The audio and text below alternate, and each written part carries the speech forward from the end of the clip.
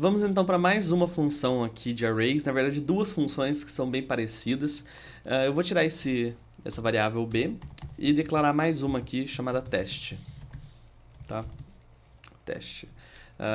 Variável teste e aqui fazer o seguinte, a.every.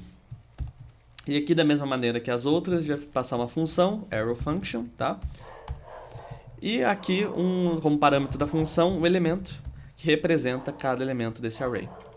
Aqui, a gente vai retornar uma regrinha também, no caso, element menor que 10. O que ele vai fazer?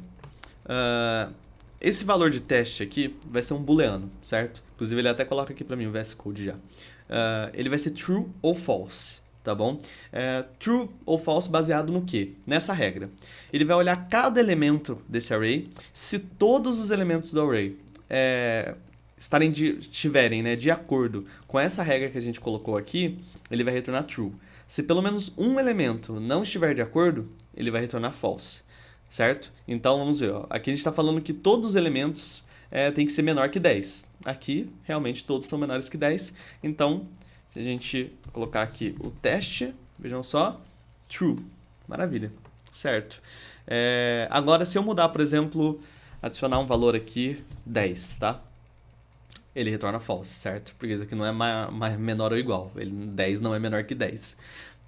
Se eu colocar, por exemplo, 12 aqui, por exemplo, continua retornando false. Porque pelo menos um desses elementos não segue essa regra específica que a gente determinou.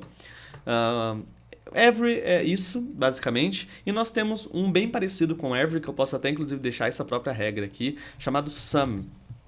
O sum, vê que ele já retornou true aqui, o sum ele vai olhar o array e se pelo menos um elemento aqui do array estiver de acordo com essa regra aqui, ele já retorna true. Não precisa ser todos os elementos. Se pelo menos um estiver de acordo, ele já retorna true. Agora, se todos não estiverem de acordo, aí complica. Aí ele retorna false. Então, por exemplo, aqui ele vai continuar retornando true, certo? Porque todos aqui são menores que 10.